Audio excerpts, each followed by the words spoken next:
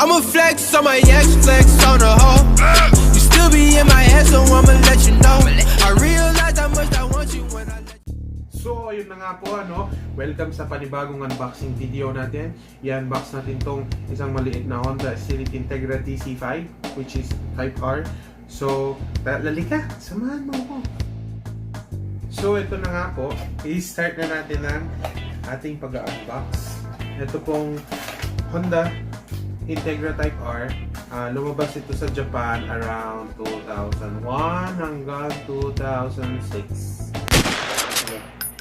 Ayun po. Lumabas ito at ang tawag nila dito or ang title para movie is Honda Civic Integra Type R DC5. At sa Amerika, ang tawag dito Honda Acura RSX. Yun. Mas malinaw. So, yun na nga po, i-unbox na natin to. I mean, itanggalin na natin. Sa ilalim, hindi katulad ng kabilang brand o yung next at titornilyo, ito, wire lang. Nagtipid. Pero mahal. Hindi ko na alam magkano. So, pero buksan na natin.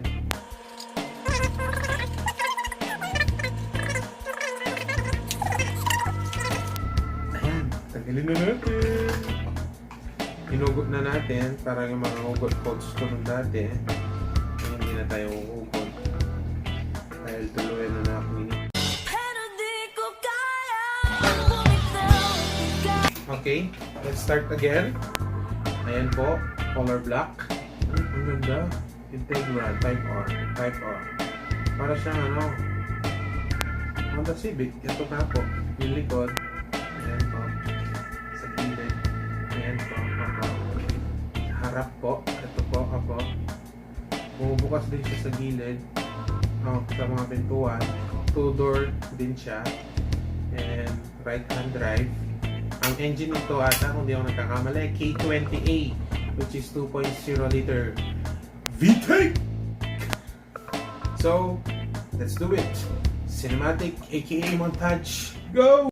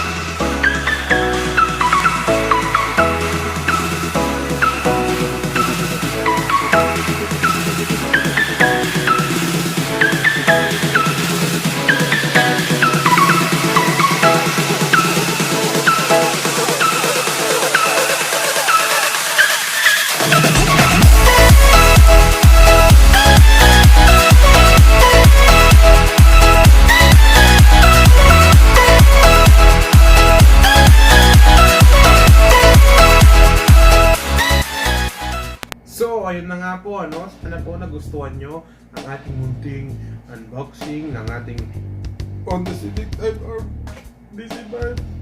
So, sana mag-like, share, and subscribe pa po tayo para marami pa tayong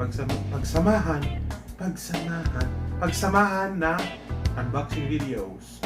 So, please like, share, and subscribe. Oh, teka lang, may nakalimutan ako. Ito nga po pala ang aking nabiling Samsung. Hindi ka nang nasabi. Wow! Samsung Note 8. Nabili ko to siya sa kunan siya sa online. So please sana panoorin nyo ang ating next video na pag-unbox ng Samsung Note 8 for more clearer vlog. So, thank you. Paalam! Tell me pretty lies, look me in the face. Tell me that you love me, even if it's fake.